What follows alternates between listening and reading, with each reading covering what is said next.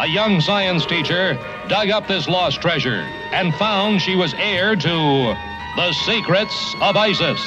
And so, unknown to even her closest friends, Rick Mason and Rennie Carroll, she became a dual person. Andrea Thomas, teacher. Almighty ISIS. And ISIS, dedicated foe. 痛いのって辛いよね。我慢しない。アセトアミ。I saved this and I thought I had lost it. And it's my magnet of the wall lifetime music guarantee. And it was a physical media place where you could go to buy rock posters, rock star posters, and record albums and tapes and CDs. And when the wall went out of business was when people just were starting to come around to, if my memory holds, starting to buy CDs, because CDs have been around. They were there in the 80s, but people weren't buying them, and they were like, what, like laser discs? And they're like, yeah, it's like a little laser disc, but it only has music on it. And then they had the CD and G, which meant CD and graphics. So if you bought a music CD and you put it like in your Sega Genesis in the 90s. I dated a girl that had a Sega Genesis, and it was the first time I thought of the idea of like, wait a minute, a girl has a game console? And we had like I forget what it was, something that had the CD and G, so we put it in and we're like, oh, this is cool, man, it's not just a CD, there's like a crappy music videos and extra songs are on there and stuff. So whatever. So anyway, the wall, what the lifetime music guarantee was that when you bought your product before it was opened, it was wrapped in cellophane, and the wall would put their sticker on it, which was this, and then you would peel that sticker off the cellophane of your physical media and you'd place it on your actual music album, cassette tape, or CD. And if you ever gone to the secondhand buyback store, because I know that 2026 is supposed to be a year of like, we're going back to physical media because everything's so expensive. So like you don't need to be online, like people, like the price of DVDs is going up because they're also like phasing out. And so DVDs are physical media, and you couldn't even buy those at the wall. It was just like music. So you put this sticker on your music, and if it broke, you could take it back to the store and they would give you another copy of whatever it is you were bringing to them broke. So if you bought a cassette tape for Liz Phair's Whip Smart or something, and it had the wall lifetime music guarantee sticker on it, you could take that tape back, say it's broken, or somebody ran a magnet over it, or whatever had ruined it. And then they would give you another copy of Liz Phair's Whip Smart, and then you'd better put, again, it would have a sticker on it. This very sticker, even though you probably can't read it in this video. And this sticker was the guarantee, which now would be abused. Like probably people would bring something back and say it's broken, and then they'd get another one. Actually, no, like there's really no way to scam it, I guess. I mean, sure, there's some way to scam it, I haven't figured it out. I remember in the 90s, people would buy music and they'd slit the side of a CD case with a X-Acto or a razor blade, and then they'd slide the CD out, they'd make copies of it, and then they'd put the CD back in, or even with, like, whenever early 2000s when PlayStation games came out. So you could, like, open the physical media. I didn't do this, I knew somebody who did it, and I thought it was kind of shitty.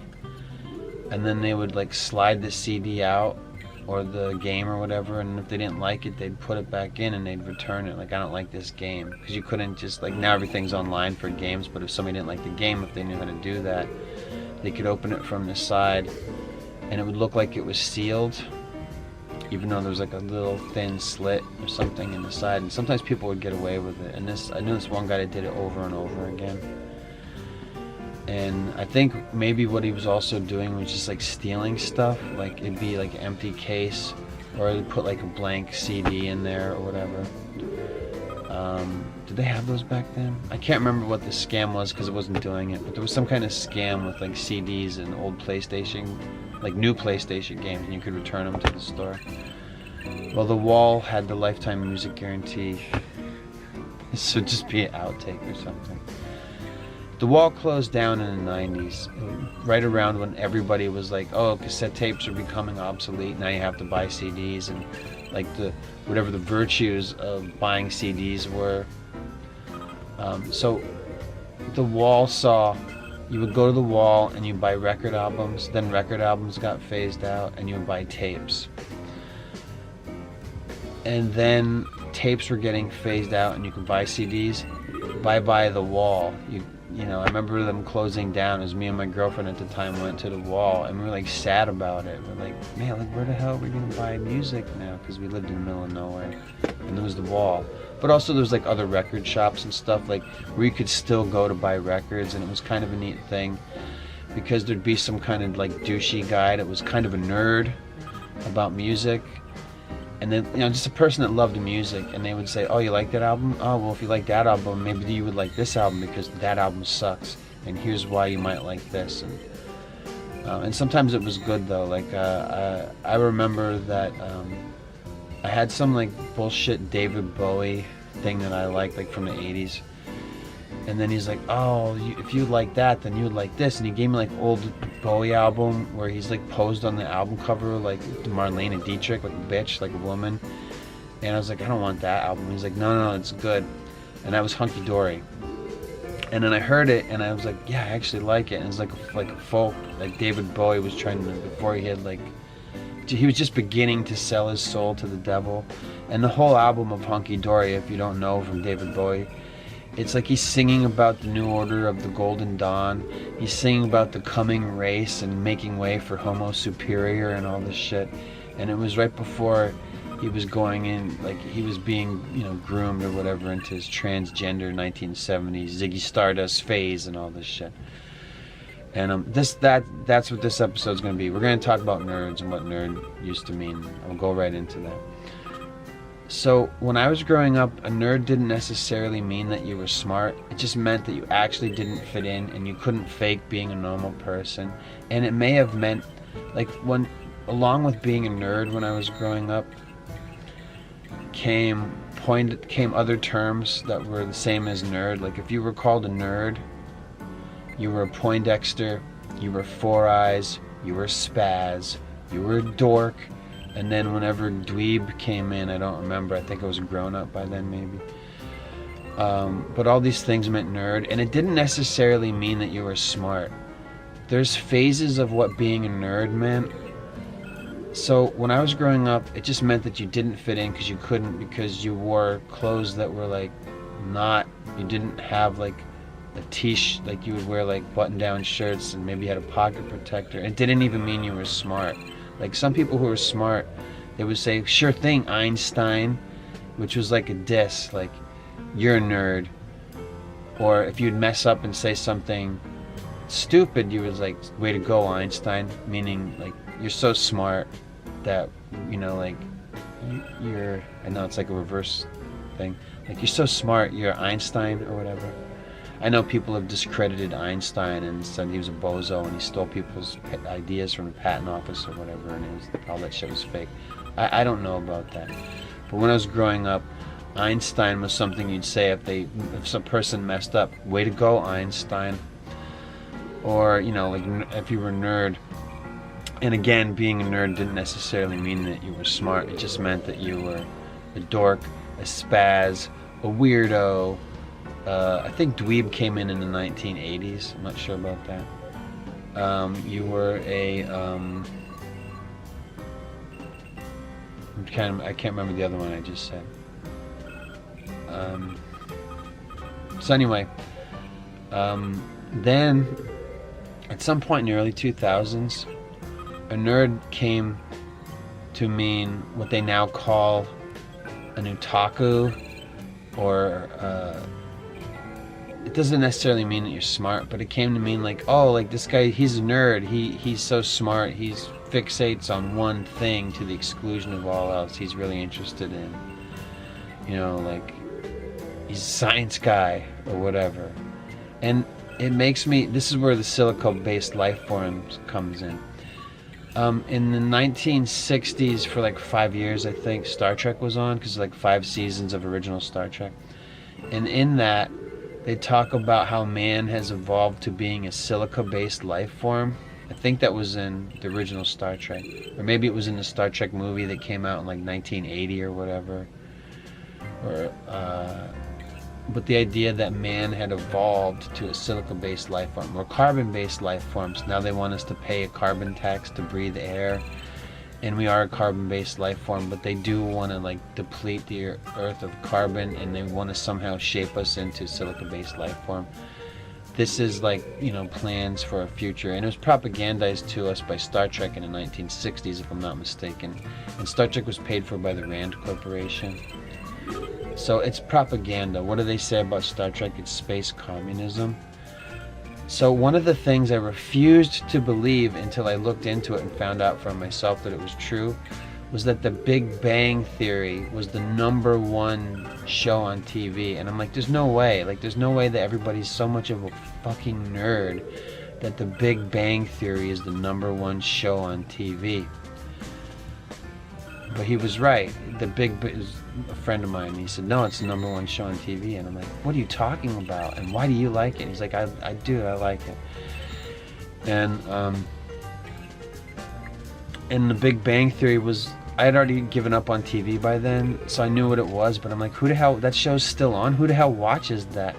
And the Big Bang Theory, which you probably already know because you live in the world, and it was the #1 TV show for like however many years it was on, or it was like on for like a decade, I think.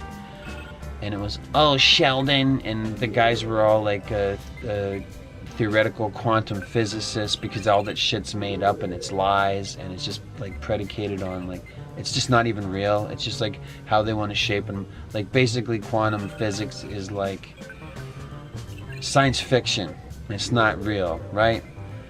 So it's just how they want us to think about the stuff that they've been lying to us the whole time, and probably we've never been on the moon. Like whatever shape the Earth is, I don't know, because when a bunch of guys talk about flat Earth and you don't understand about polarities and the curvature of the Earth, I'm like, I don't know what the hell that means. So, you know, what shape is the Earth? You got me. I don't know. Are they lying about it? If they are, I want to know.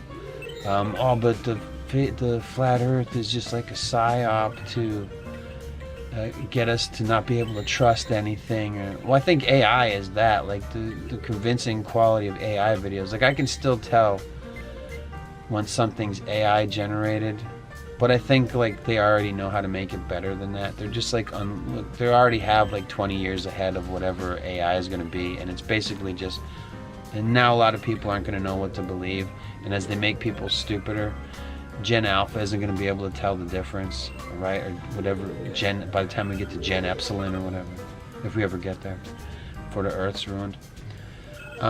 So, anyway, otaku is a Japanese term for somebody that narrowly fixates on one specific thing. Like, for example, when people fixated on Star Trek. Something happened in the 1960s where they were infantilizing the culture in the West, especially in America and probably in the UK too. That's why people are still like, they ruined Doctor Who or they ruined Star Trek, because it was something that people grew up with, whatever point they picked up on it. Like maybe you grew up with original Star Trek, or you discovered that after you liked Star Trek Next Generation, or maybe you like Deep Space Nine or Voyager.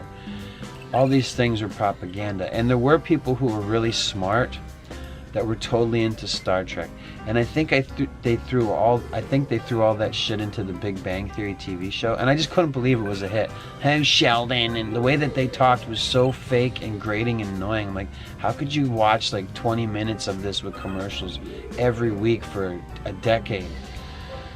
I don't know, but it really did become the #1 show, and I'm like, well, there's some kind of form of degradation of people, because the theme song to this show opens up with giving the Big Bang Theory, and it doesn't have anything to do with God or Jesus or the Bible or any of that stuff.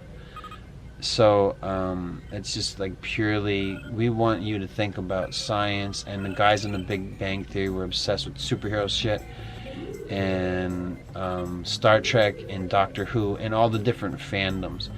And I remember something people probably aren't going to remember, but they're like the first fanzines came out in the 1960s. I think the first one in America might have been called like Wit's End, and it was about like, hey, are you have you not moved on from your childhood things?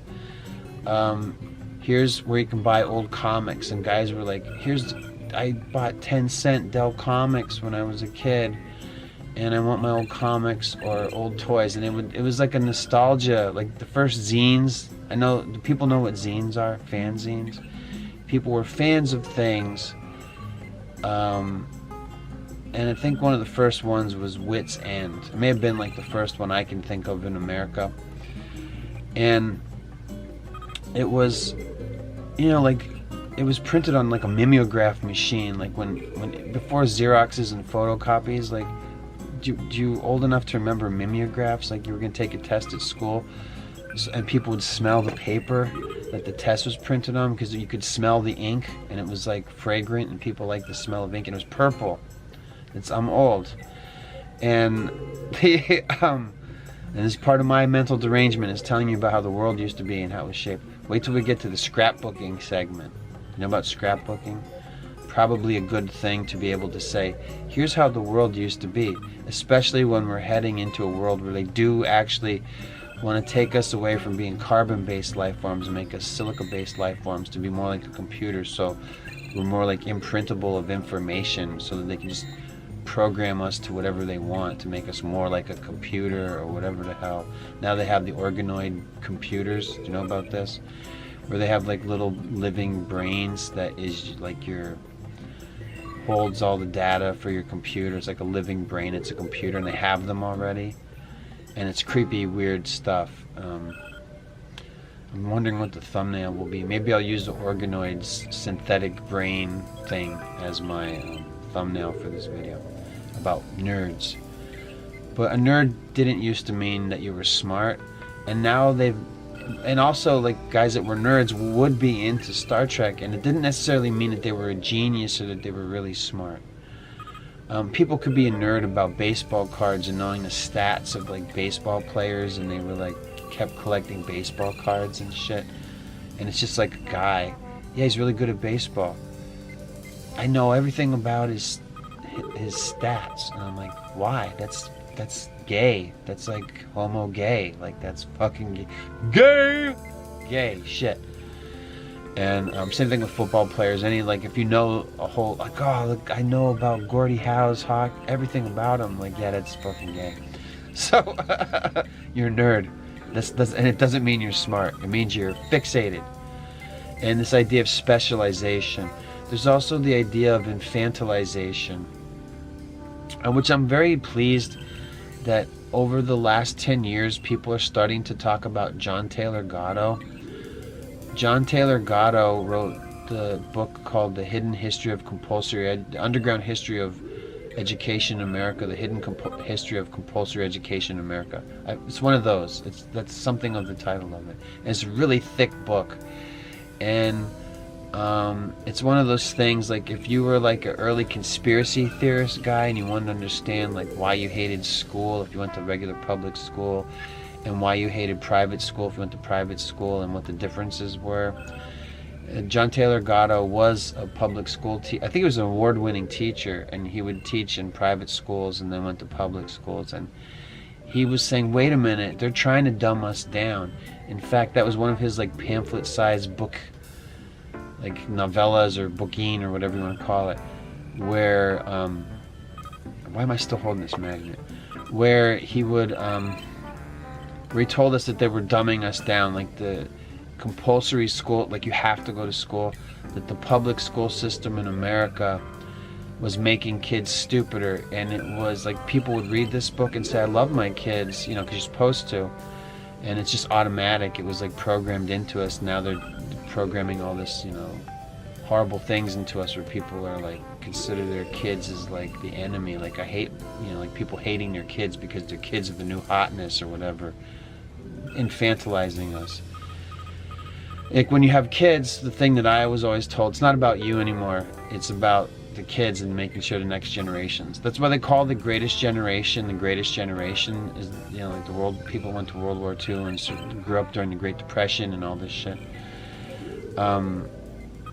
it was because they cared about their kids, and they would set up like, so that when they died, like they would set up their boomer kids having money and being, and taking care of the generation after them was important to the greatest generation. They survived World War II and everything, and then the Korean War. But then came the boomers, and everybody hates the boomers because the boomers were programmed to suck. And what words I really want to use? The boomers were programmed to be selfish, and there's a lot of videos where people talking about their boomer parents saying like, yeah, they're just like, I mean, I've heard boomers say this out of their mouths, like, yeah, I told the kids that the wife and I just heard it this year of 2026. I heard boomers say, yeah, we told the kids, they got pissed off, but we told them we're just spending it all, that there's no inheritance for them or anything. We're just spending it all, like, fuck them, and that's boomer parents. And I've heard this years ago, but I just heard it recently, like, out of the mouth of one of these boomer fucks. And I was like, wow, I know that guy. And I'm like, this really is the mindset that's programmed in him. It's like, it's about me. They called it the me generation, if I'm not mistaken. Isn't that the boomer generation? Anyway, yeah, boomers fucking suck. I know a bunch of them. And I may or may not be one, and they suck. And yeah, it's pretty bad, And not all boomers are evil, and some did think about their, children and set stuff up for them. But yeah, a lot of the stuff about hating boomers is true. And the only thing I can say in their defense is, and I don't want to defend them because I don't like them. Sorry, I don't like them either. Sorry if you're a boomer and you're watching this. But yeah, it's pretty awful. And I don't know where I was going with that. I was just like, yeah, they suck. Like, I'm sorry. But they're programmed. In the defense of boomers, they were programmed to self-destruct and blow up everybody else at the same time.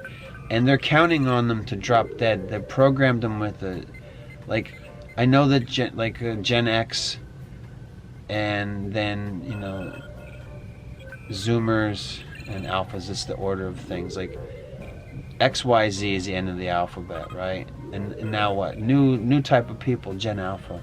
They want the boomers to die out. I remember when we went under lockdowns, and the first thing they did was like, old people have to stay away from everybody else because we want to fucking kill them. We don't want anybody. We're trying to get rid of anybody that remembers what it used to be like, so that by the time we get to generation that's really programmable. What did I talk about in the West? That Gen Alpha is really dumb, and they shit themselves at school, and they can't read, and there's iPad kids, which I don't know if that's Gen Alpha or Gen Beta, but you can see how they want people to be stupid, and they're working on it, and they want to get rid of everybody that's old, like Zoomers.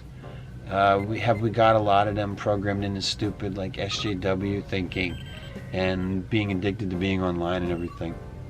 But the millennials, which would be Generation Y, and Gen X, Generation X, like boomers and Gen X, they just want them to go. They're like, we don't want you guys here anymore, just fucking go. And that was programmed, like, through science fiction in the 1970s. There was Logan's Run, which wasn't like a big hit or anything, but like if you were alive then and you remember it, it was part of the 1960s counterculture revolution stuff, where they said, don't trust anyone over 30. And why they said that, our social engineers gave us don't trust anyone over 30, because they didn't want young people taking advice from old people, because they were trying to destroy the culture. And the 1960s counterculture revolution was about tune in, turn on, and drop out of society. And what was the culture? It was families. It was families in America, the greatest generation, trying to set it up for their children so that their children would have stuff. And they're like, we need you to pass, to think of the generation after you. And then the boomers like, fuck that, we're the me generation, it's about me. And just like I said, like I just heard somebody say, this asshole, this faggot asshole. And he is a great guy that does a lot of good things and thinks about other people, but in terms of his kids, he's like, fuck you guys, me and the wife are spending it all, and they go on cruises all the time and all this shit, and they're assholes. And it's sad. But I've seen them do good things for other people. And I'm like, yeah, well, like, people are mixed bag, okay? So I wanted to trash this guy, it's a boomer, but now I'm just starting to remember a whole bunch of stuff where I'm like, actually, this guy's pretty great. But he's still caught up in the boomer thing where he's like, fuck my kids, we're spending it. And I've heard, I've heard this a long time ago, too, where I remember one of my friends, Gen X, and he's, wherever I fit in, I'm not sure, but he's definitely Gen X, and he was like, yeah, he's like, my parents are like this guy and his family were, like, he has siblings, and they, like, kind of would have an inheritance, and he's like, my parents are just, like, they think the rapture's coming, and they're just fucking spending it all, and, like, now, and,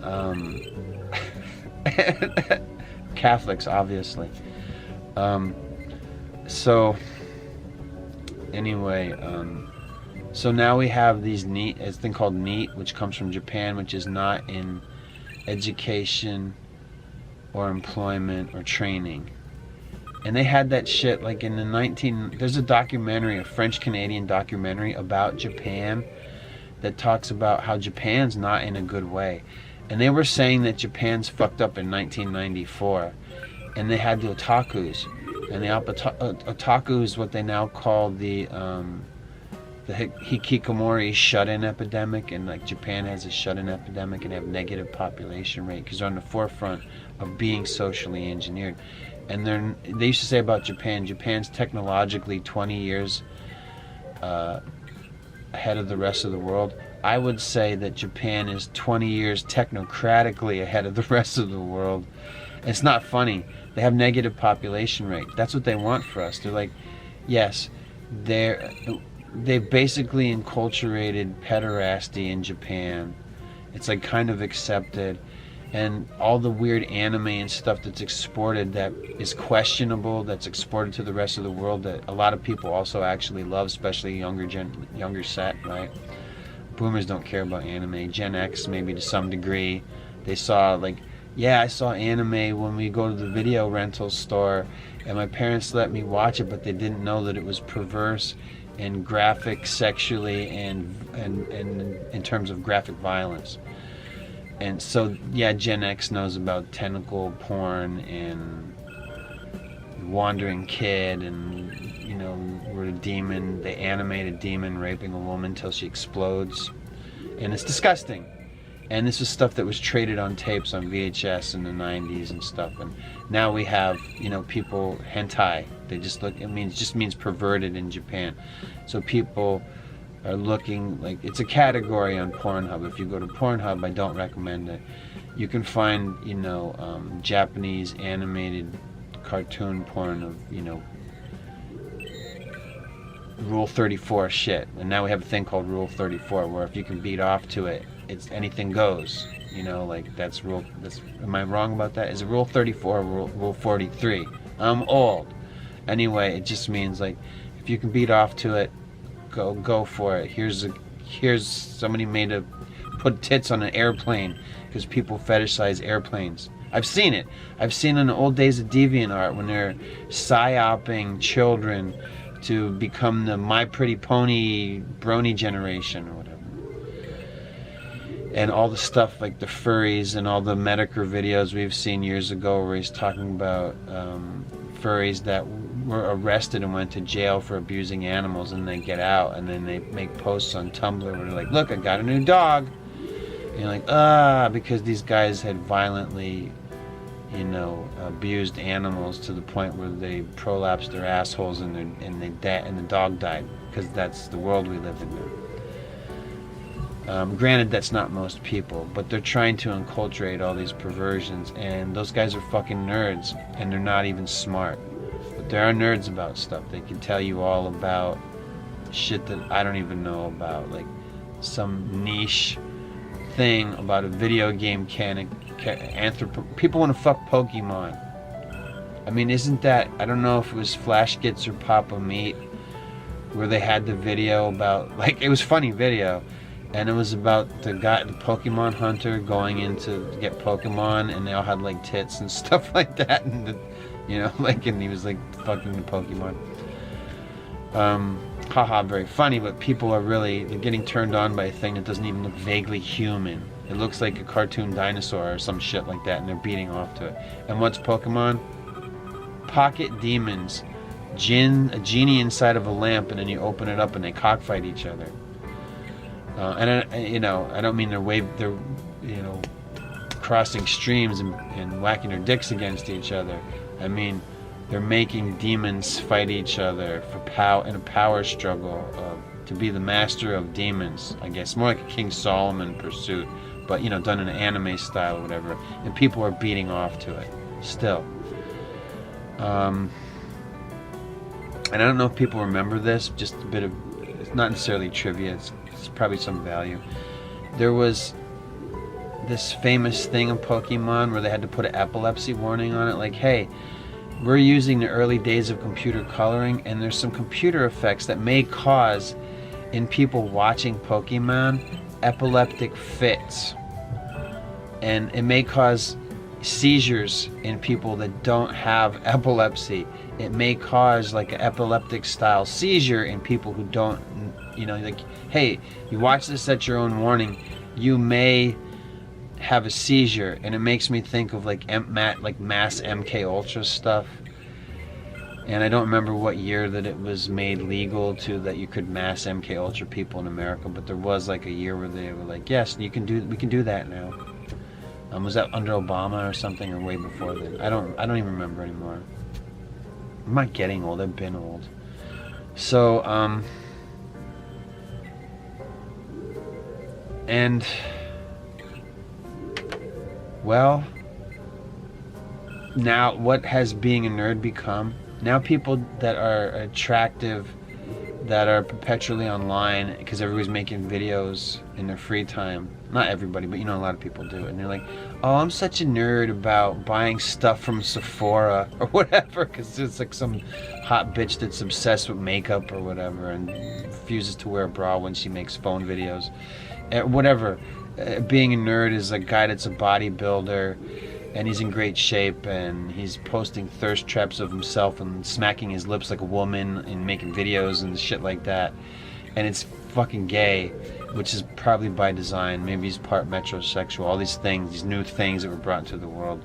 Like when I was growing up, it was cool to pretend to be poor, pretend like you didn't have parents, and you could get away with going to school with jeans that had holes in them, and nobody cared. But the holes in your jeans came because they were worn out, not because you bought like $100 like pre-ripped jeans. I remember stupid shit like people I know doing. I'm embarrassed to say who they were. And I'm like, how much did you pay for these fucking jeans? And I was like, you bought these like pre-worn? And they're like, yeah, I bought them with the holes in, and they were like $100 jeans. I'm like, you're fucking insane. A pre-distressed like $500 pair of distressed jeans, so they look like jeans of somebody, like like kids would go to school with jeans with holes in them that had grass stains, because that's how you get the hole in the jeans. You were like playing like football and not on the football team. You were like playing something, you're doing an athletic thing, or and you would get holes in your jeans or wear them out or whatever, doing stuff that your parents made you do that you didn't really get much money for. It's different, is all I'm saying is, and I don't necessarily mean different better. I mean, we've all been programmed to be online all the time and hate each other, I guess. It doesn't matter how old you are. That's for everybody. And the iPad kids, that's sad, seeing that shit. And that they can't read and everything, and like, yeah, that's what they want. Like, basically Gen Beta is already like Gen Epsilon. Am I wrong about that? And Gen Alpha can't read. That's basically Gen Epsilon. You might as well call it that. We have new Alpha generation. They're dumb. They're fucking tards. That's so heartbreaking. My grandkids are basically Gen Alpha. All right. And I'm not saying they have those problems, and not all the kids that are Gen Alpha are stupid like that. But that's what they want for the West. And to be like a brony is a nerd. Like, by my standards of when I was growing up, a nerd didn't mean smart necessarily. It just meant someone that didn't fit in, and maybe they were kind of like, I remember nerds were kind of smelly and dirty and unkempt, and maybe they like, what, did your mother dress you? And they're like, yeah. because like some kids were going to high school and they were a nerd because their mom still picked out their outfits, and it was predicated on whatever they wore. As they looked like a reject kid from the '60s, like the nerd in the '60s was the same thing of nerds when I was growing up. And I think, remember Freaks and Geeks? There was a TV show about growing up in the '80s. And on that show, they had a kid that was a nerd, and he was like not a smart nerd. He was just like a dumb kid that didn't fit in. It was a spaz that had taped up glasses. And nobody remembers this, but there was a Bill Murray movie called Meatballs, and it was a movie that kind of made him a big star. And in that movie was a character, they literally named the character Spaz, which is what we would call nerds and dorks and weirdos. And he wasn't smart. He was just like a guy that didn't fit in. And a nerd could be a fat guy or a skinny guy, and they were all just sort of like, they didn't fit in. They didn't fit in with being normalized, and probably they did like Star Trek, whether they were smart or good with science or math or not. Like when I was growing up, a nerd could be somebody that was bad at math. It was just that, like, look at him, you can tell that this guy doesn't fit in. And now that's an aesthetic. Like, people have like an aesthetic to dress stupid. Like, it's the whole hipster thing. That's a millennial thing, right? Like to go to thrift stores and buy like fucking clothes that a nerd would buy, or you'd be a nerd because your clothes were hand-me-downs and they didn't fit in because you were like, they were wearing clothes from like that were from their oldest sibling or whatever, hand-me-downs, and it wasn't the style of the time. And now, like people will pay a lot of money for those old clothes, and they're actually made out of real materials or whatever, not like made out of polyester or 50 poly cotton blend or whatever. Like, I don't know, like shirt made out of linen. They didn't make those. I don't even know what those made. So, because I'm a man, so it doesn't, I know I don't want to wear plastic because it feels weird, and apparently it's harmful for your body, and they're already putting plastic in everything anyway. So, if you wear plastic clothes, you're getting microplastics and micro PP and all this, whatever. Fuck, I don't care. I'm old. I got a big one. I come from the old days. We all have big dicks. It's just the way it was. And I'm sure the black guys were even bigger than ours, but everybody had a nice piece because the world wasn't poisoned as much or whatever. So, where do I want to talk now about the nerd stuff? So the Big Bang Theory is propaganda, and it was #1 show. So it was about science and not believing in God. It was about obsessing over this nerd culture stuff. Remember when all the superhero movie shit came in, and it was like the top grossing movies of ever? And you're like, can we really, like, finally they're gonna make like nerds, like guys that read comic books that grew up and became men and then joined the military. And had families and stuff, and while their wives were cheating on them while they were on deployed in protecting foreign interests for Israel or whatever. Right? So they would read comic books, and like I knew guys that were deployed, and you send them comic books and stuff, and they're like, wow, thanks, because not only were they reading, like other guys would read them because you're stuck somewhere and there's nothing to do. And if you grew up with comic books, it was like a comfort, or like not necessarily a form of mental derangement for those guys, but it was like a comfort for like, yeah, like everybody had comic books because it was like a pre-internet world, which is significant. Like the idea of physical media. I'll bring scrapbooking into this now. Something I remember in the early 2000s, like before we got into double digits. I know it still is the early 2000s. Like we're only like 26 years into 2026. But in the early 2000s, before we got to 2010, there was this scrapbooking thing where I guess it would be like Gen Xers and their kids would have been the millennials. So there was this scrapbooking phase, because I used to go to AC Moore for cheap art supplies, and they had a whole scrapbooking section of the store because a lot of women were being programmed with nostalgia. So they would go to AC Moore and they would get scrapbooking supplies, which would be like little stickers that you would add to your photo albums and stuff, as photo albums were being phased out, because what happened is we don't have photo albums anymore, we have files.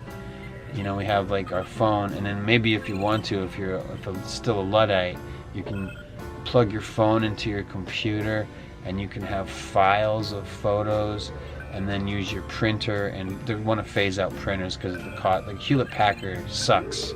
Like they want like, hey, you might as well. We're not selling you a toner cartridge. The toner cartridge is costing the same price as the fucking new printer. Do you believe that shit? So like, just buy another printer. And as a matter of fact, don't buy a printer at all. Don't print anything out. We want everything to stay digital. That way we can have a record of it. We don't want you to have physical records of things. We want to take that shit away. The Russians are told to write a thing called the Book of Kin. I'm not shitting you. The Russians have this social engineering program about self-sufficient family homesteading, and they're literally telling their people, look, the whole rest of the world's going to rewrite history, so you keep diaries called your Book of Kin so that you can give it to your grandkids and great-grandkids if you live that long, to tell them what the world was like when you were alive, because they're changing history. This is all Great Reset stuff. The Russians have been preparing their people for the Great Reset and telling them to, for the next reset or whatever, and telling them, write down what your lives were like and talk about how the world was so that you can prove it to your self-sufficient family homesteads as we go into a decentralized Hunger Games districts world or whatever, after America is sacrificed up as a sacrifice to the satanic cabal, that whatever. So, and the other thing that's being propagandized to the Russians is, you know, have families, start self-sufficient family homestead neighborhoods, and keep diaries so that you can talk about how the world was and how it changed, so that you can pass it on, so that the Russians won't be lied to like they want to lie to Gen Alpha and Gen Beta and say the world is whatever the fuck we tell you it is. And you just believe that. It's a way of preventing them rewriting history, which is really sharp. I didn't even think that I was going to talk about that in this video, but I guess I am. And all this stuff, the Russian social engineering program is called the Ringing Cedars of Russia, and it's been translated in other languages. I met the guy that wrote the book, and the subsequent various language translators of this book. Because, you know, before there was the homesteading movement in America, the Russians were already starting on that shit in 1997. They have like 250, if not more, self-sufficient family homestead eco-villages in Russia. And Russia's huge, and they're rich in resources and everything like that.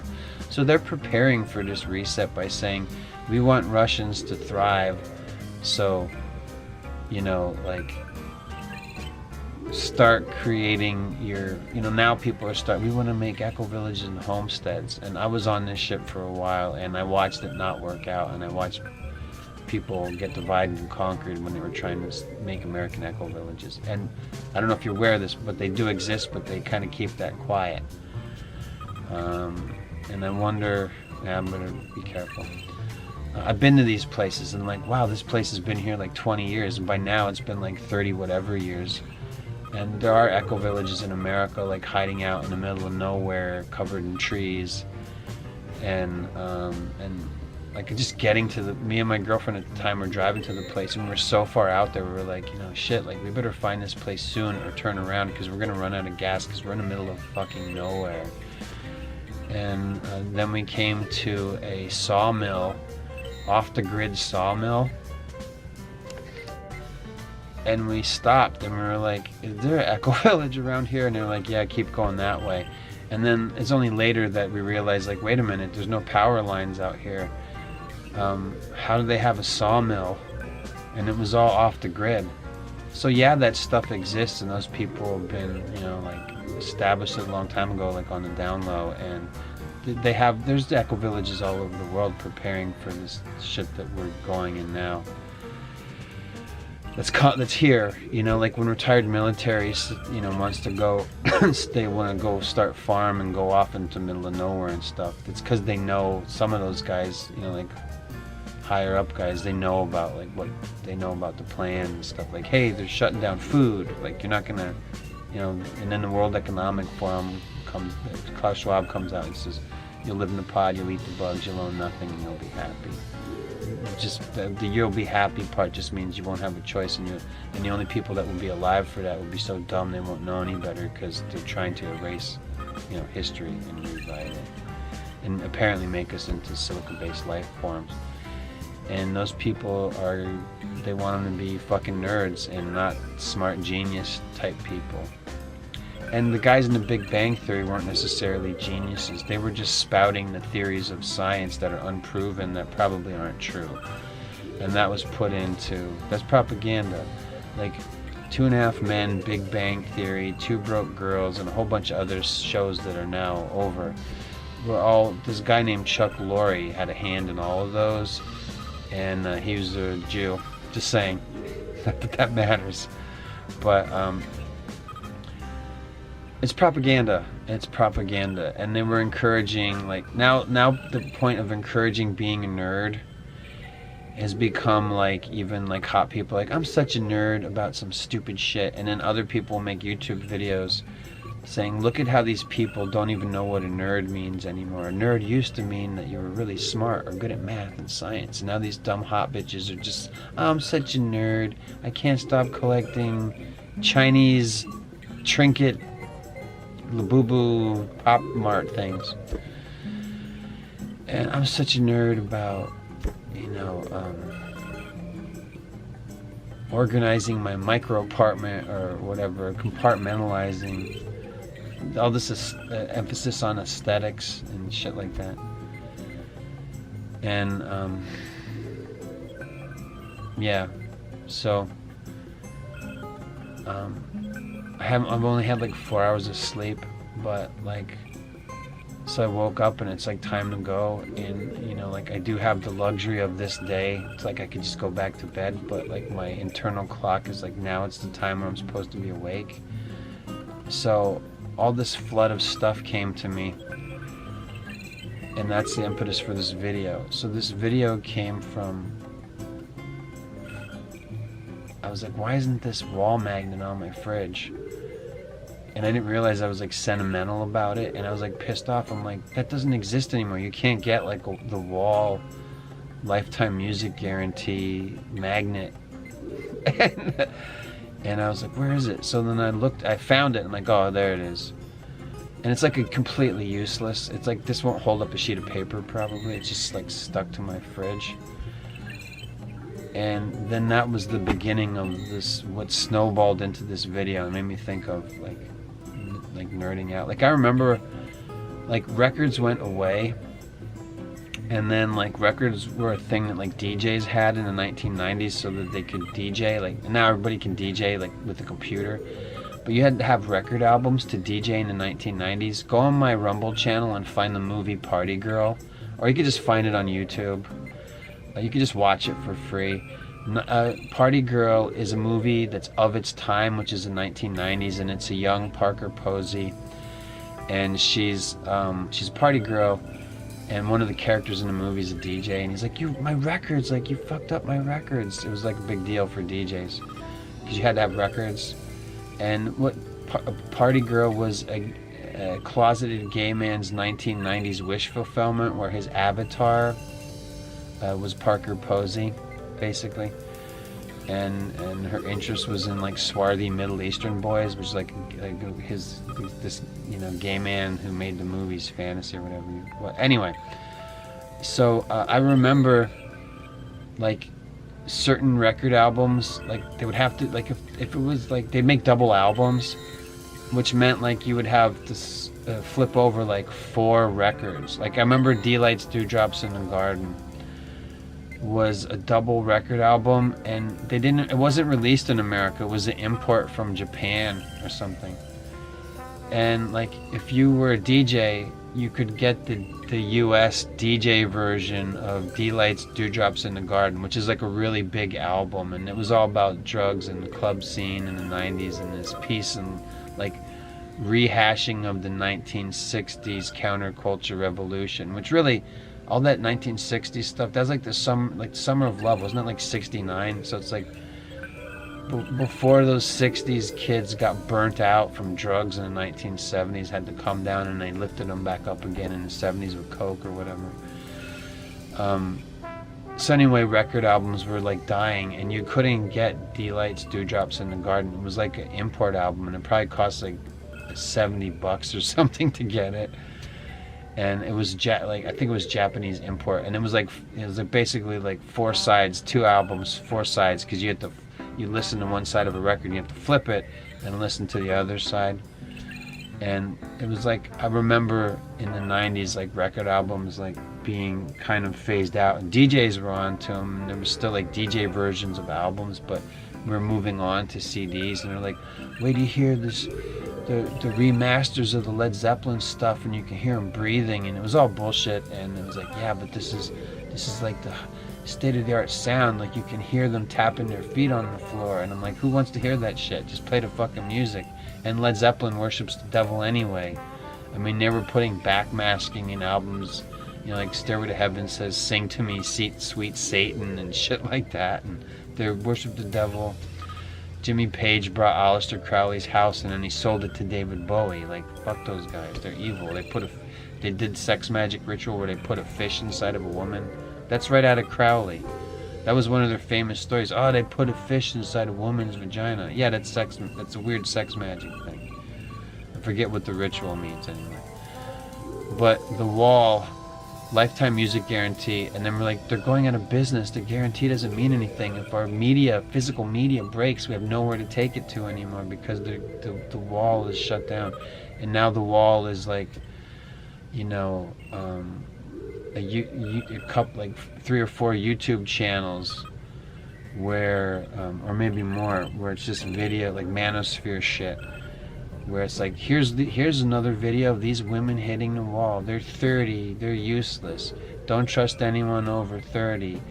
1960s counterculture revolution. Don't listen to the wisdom of the old people who remember how the world used to be.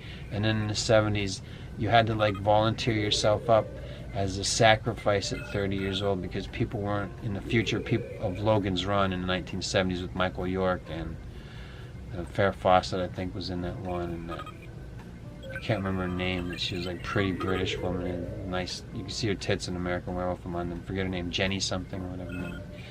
Anyway, the point is, in Logan's Run, like they were trying to escape having to kill themselves at 30 years old. Am I allowed to say that on YouTube? So I just did. So yeah, I just wanted to talk about all this shit. I guess it's just member berries underneath it all, but just I wanted to talk about how, you know, like, I'm hoping it's in some kind of a useful way, like talking about the past, yes, but also talking about how they're trying to mold and shape us. I mean, what they talk about when they talk about Star Trek Discovery now, which is like, as of me speaking, is like the latest iteration of Star Trek, and they're like, Star Trek isn't smart, and it's not talking about theoretical science like it used to.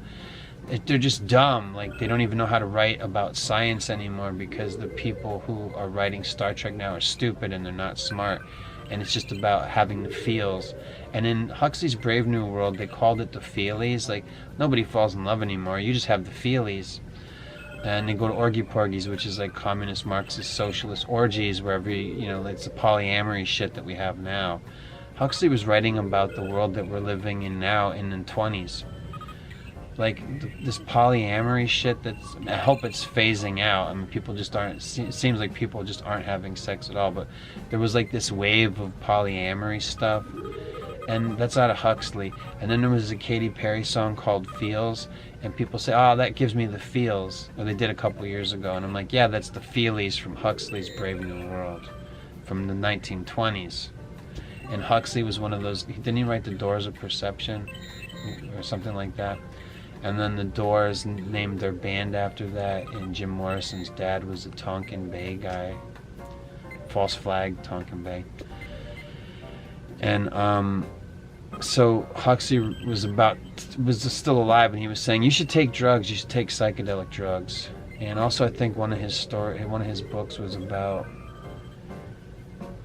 wife swaps or something. That was part of the story, whatever. I can't remember anymore. Anyway, and his brother Julian Huxley gave us the term transhumanism, which would mean trans means crossing over, and human means human, and and Star Trek was about being humanist. I'm not really necessarily humanist, and so it's all. I'm just been talking about our degradation. That's all, and Japan coming up with the word otaku, which they already had by the 1990s, and otaku meant somebody narrowly fixated on one thing, like an obsession, an unhealthy obsession, and a lot of those people are shut-ins. If you watch this and you've never seen Otaku 1994, go to my playlist titled Stuff Other People Made for you to watch, or the playlist titled Weird Japan, and that movie's there. You can just watch it for free on YouTube. And it was a French-Canadian documentary about look what happened to Japan, and it was already complete by the year 1994. I think that's the year it came out. So they were working on it probably 2 or 3 years before then, because like in the old days they had to shoot stuff on film, and it took time to cut and edit all that stuff together, so it might take like 2 or 3 years to get a movie together. So yeah, Japan was already fucked up in the 1990s with the shut-ins. Like in Otaku 1994, they have a guy who's a doctor, but instead of having and the guy has a wife, so instead of having a medical practice, he just sits in a room and sniffs model glue and he makes model kits all day long, and he's a doctor that's not practicing. And his wife's like, yeah, I'd like to have kids, but there's my husband, he's making Gundam models and shit like that. And that was that came out in 1994. That's a long time ago. So Japan was already fucked up like that. Like when you think of Japan now, they were already there. Guys being shut-ins, playing porno games, where it's like, here's how you can train a succubus to blow you. That's in Otaku 1994, and like cool 16-bit Sega Genesis graphics or whatever. And guys that were getting together to watch porn VHS tapes, like together, like a bunch of guys getting together and like, oh, there's another video of our favorite girl, and they're gonna watch that. She probably is not. She's like 17 or whatever. Japan's fucked, and they exported that to the rest of the world. And now people like anime. Like people like anime so much that one of the favorite Netflix things is the pirate show, One Piece. I'm glad I remembered that. I don't know why. People like One Piece, and it's not even a cartoon anymore. They just like changed it into people standing in front of a green screen or whatever. I've never seen it, but I know people like the One Piece. And getting people to stay infantilized. You watch cartoons when you grow up. You watch cartoons when you're growing up, and then you grow up and you forget about them. And no, like people love anime and they're adults, and they'll tell you about the virtues of anime, which is probably completely without virtue, except that people used to draw it with their hands, and now it's just 3D modeled, and they don't need to draw it anymore. And they have a term called weeaboo. Like go look up weeaboo cringe TikToks or whatever. You're gonna get results, and you can see people painting their. Also, Japan invented the cosplay thing, on the forefront of being socially engineered. So all this cosplay, I'm such a nerd, I'm hot chick that's like had a boyfriend that was into this nerd shit, so now she does cosplay and he helps her design the costumes or whatever. Or girls growing up isolated and alone are actually into this weird shit, and they watch these Japanese cartoons where they're all gay dudes and the tensions of gay anime boys or whatever. That there's a name for it, I forget what it's called. Is that slash fiction or whatever? I don't remember. So and shipping, taking fictional characters and like, what if they had sex? And it's like, that was like a joke that disenfranchised Gen Xers would say, wasn't Judy Jetson hot? Or like, what if Porky Pig fucked Elmer Fudd? I remember it was a joke like that in the 90s or whatever. And they're making fun of it. They were like, hey, we're grown-ups now. What if they would get high, and remember the cartoon characters that we grew up with? What if He-Man fucked Skeletor? And you're like, that one's probably not far off. That probably was part of the programming of He-Man. And now there's the millennial children of Gen Xers, and they want to fuck My Pretty Ponies because they whatever that's about. It's a psyop, right? And all the shit that DeviantArt did to ruin millennials and Gen Z and stuff like that, because DeviantArt was just a place where they sexualized anything. Like anything could be sexualized. Here's a bowl of fruit. Don't you want to fuck it? I'm gonna go now. So yeah, I mean, I'm not immune.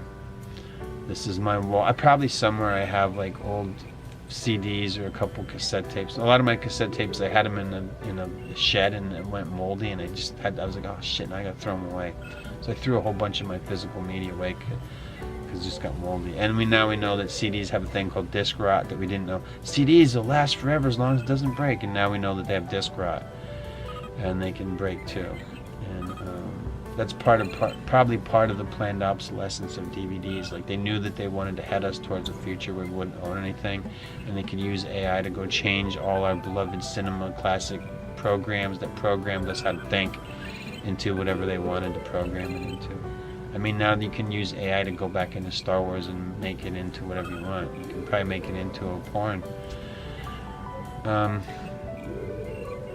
What would it be like if Luke Skywalker did bang his sister? Whatever they want to do, they can do. What if he did fuck Yoda? Whatever. What if Obi-Wan Kenobi was gay? So, I'm just bitching. They want to make us into silica-based life forms. They're not even going to get that far before God settles the earth. I don't think they'll get that far. How long do you think he's going to let this shit go on? So, they're really pushing it. Like, there's a lot of stuff on the world stage. Like, some people are saying, like, they're like, like they have agenda. Like, look at Agenda 21 and Agenda 2030 and Agenda 2050 and all these things, and what they want to do with 5G, what they want to do with 6G, what they did with 5G, and all their plans. I mean, they're really pushing it. Some people are saying, like, they're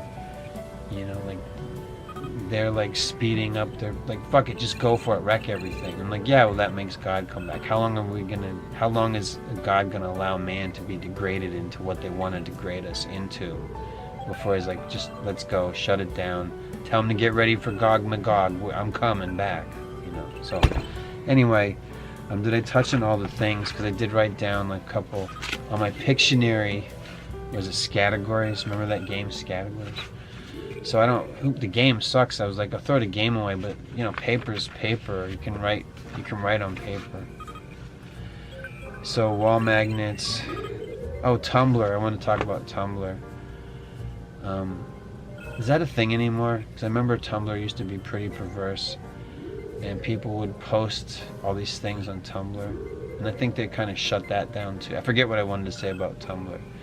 But I think they kind of squashed that too. They're like, this is like, people are using this like a photo album, like a digital photo album. Wipe it. And then they just want to like they want to wipe everything and start over again. That's what a reset's about. Did they do one of those before? I don't know. All the orphan stuff and all the stuff that with the 1800s, all this orphan trains and all this shit. Like, where the hell does all these orphans come from? They talk about like all this, putting people in asylums and making them stay there, and then all this shit. I don't know. But anyway, that's one of the things that was in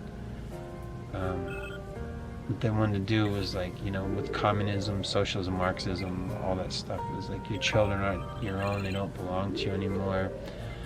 Arthur C. Clarke writing Childhood's End, and then them making that into a Sci-Fi Channel original movie a couple years, like I think it was in 2016. They made Childhood's End, and it's like the creepiest thing, where aliens show up, or actually aliens, and there's disclosure, and we don't get to see what the aliens look like, but they give us advancements in technology, and it brings in like, I don't know, 30 years of peace or something, and then the aliens reveal themselves. And they say, look what we look like. We have cloven hooves, bat wings, red skin, and horns, and they just look like what you think of like a demon. Like, oh, that's a cool gnarly demon from a heavy metal album cover. And that's just what that's just what the aliens look like. The aliens just look like demons because they are demons. And then they say, we gave you these years of peace. Now the earth is going to be destroyed anyway, and we want to take all your kids to our home world, which is called Titan, I think. And it just looks like hell. Like the home world of Kurelin, I think, is the name of the leader of the demons, the aliens, in Childhood's End. And Arthur C. Clarke was like a gay dude. He was always writing all this homoerotic stuff in his books. And he was Luciferian, and he's the guy who wrote 2001: A Space Odyssey, which is also like a Luciferian heralding in the age of Horus, or heralding the Antichrist and all that shit. And that was the book that was turned into a movie by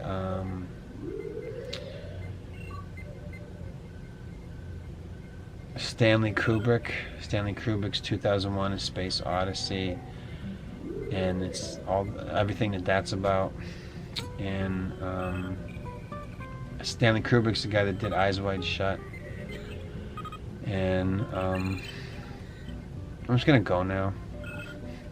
But I was like, instead of going back to sleep, which I could do today, and I probably should, I was like, I'm just gonna make this video because that's when it's the free time. Do stuff weekends for me, and I can just sit down because I don't have to do a live stream and ask for super chats. Not that I'm opposed to this. Can get them if you can get them, but I'm like, I can just sit down and spew, and I guess that's what this video is about. I'm sorry what they did to us. If you want to read what happened to the education system in America, you don't need to, because there's plenty of YouTubes on this, and how it was based on Prussian schooling system, and that's not necessarily a good thing, and they treated children like cabbages, and they called them cabbages, like just farming children. They're cabbages to harvest. But you can probably go to John Taylor Gatto's website, and you can, just for free, download a huge book. I mean, it's probably not a big PDF or anything, but I think you just for free on his website, you can just get his Hidden History of Compulsory Education in America. If you want to read that book, you can just get it as a file for free, I think. Just, there you go, at the end of the video. Or you can look into John Taylor Gatto, and now through videos get Cliff's Notes on what he was saying. Like, yeah, you get it, they're dumbing us down. Look at Gen Alpha. They're wearing diapers and they can't read. Pray to God. Pray to God. さよなら。